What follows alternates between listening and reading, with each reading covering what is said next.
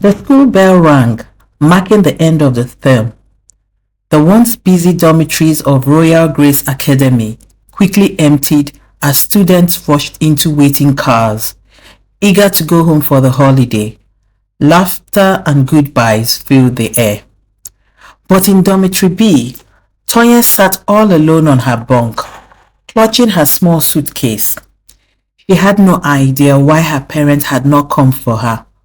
One by one, the other students had left, and soon the school grounds became eerily quiet.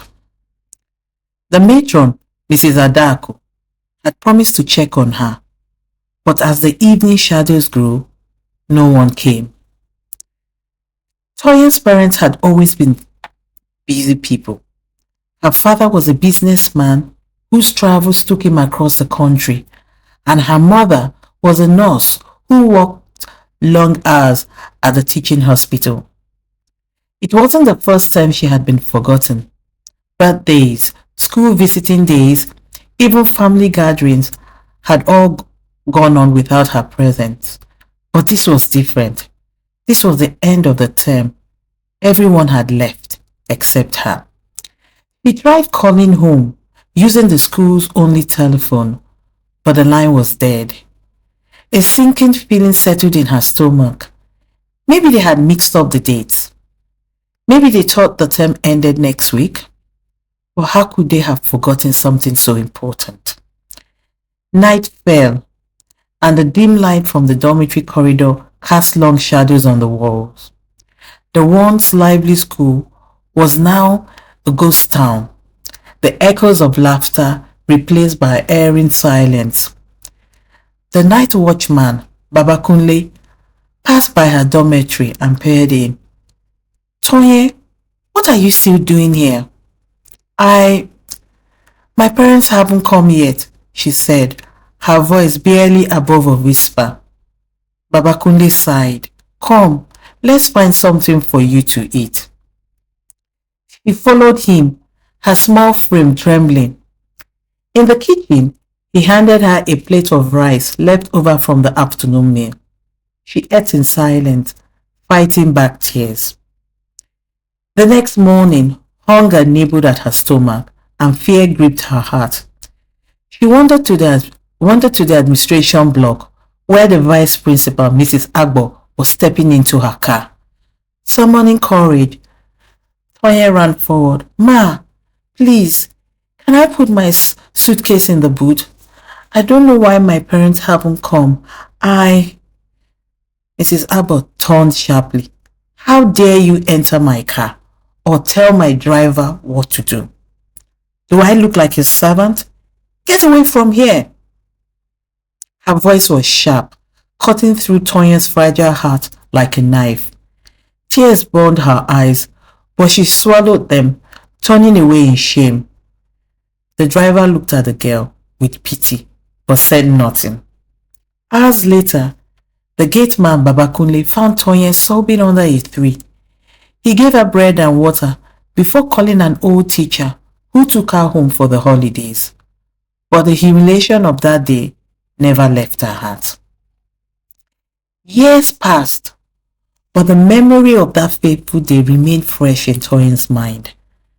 The shame, the rejection, the feeling of being unwanted. She vowed that no girl would ever suffer like she did. She worked hard, excelling in her studies despite all odds. Despite being abandoned at times, Tonye never allowed herself to be consumed by self-pity. Instead, she buried herself in her books, determined to rise above her circumstances. Every night, she reminded herself of her goal, to be powerful enough that no one could ever look down on her again. In university, she faced financial struggles. Her parents sent her money irregularly, and at times, she had to rely on the kindness of friends and part-time jobs to survive. But she refused to give up. She juggled her studies with working at a legal clinic that provided free services for underprivileged children. It was there that she found her true calling, advocating for those who had no voice. When she gained admission to law school, she studied harder than ever, knowing that her success was the only ticket out of painful memories of her past. Every case she read, every late night study session was fueled by the memory of being left behind. After her call to the bar, Tonye wasted no time. She founded Hope Heaven, a foundation dedicated to helping abandoned girls and homeless children.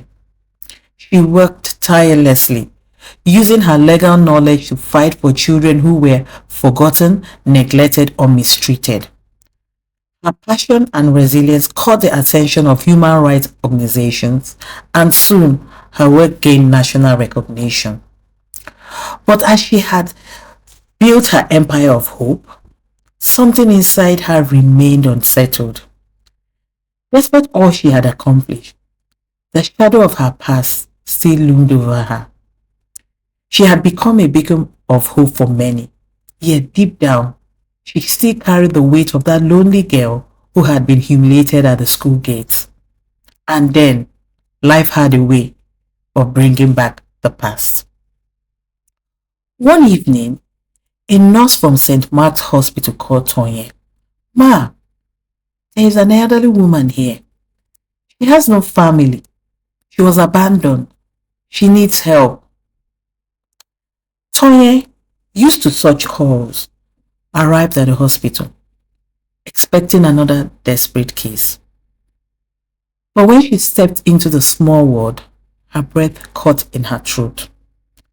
Lying weakly on the hospital bed was Mrs. Agbo, the same woman who had humiliated her years ago. The once powerful vice principal was now frail and helpless. Her hands shook as she tried to sip water. The arrogance was gone. Her face, once full of pride, was now filled with suffering, her eyes hollow with regret. Tonye stood frozen, emotions crashing over her. A mixture of pity, anger, and disbelief swelled in her chest. Should she turn around and walk away? Should she remind the woman of her cruelty and leave her to her fate? As if sensing a familiar presence, Mrs. Agbo turned her weak gaze towards the door. The moment she recognized Tonye, her lips trembled. You are Tonye," she whispered, her voice barely audible. Tonye swallowed hard. "Yes, ma, it's me." A single tear escaped Mrs. Agbo's eyes. Life has a way of trembling us and humbling us too.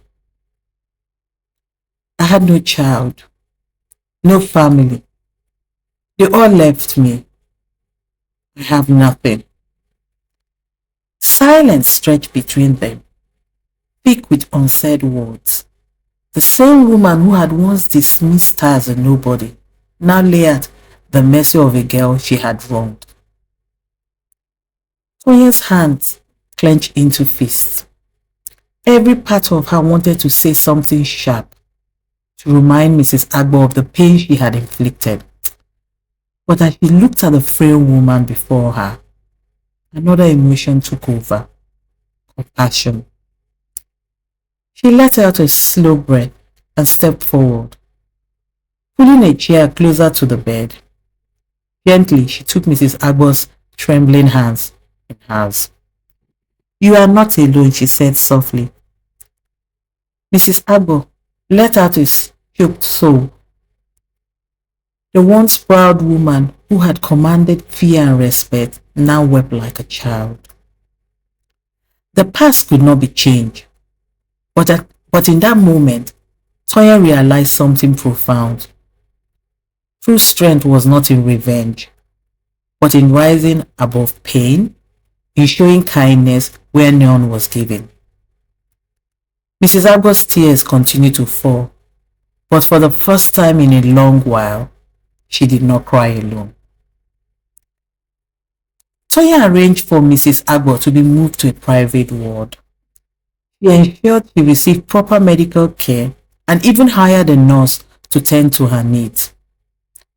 Despite her initial resistance, Mrs. Agbo eventually accepted Tonye's kindness. Day by day, they spoke.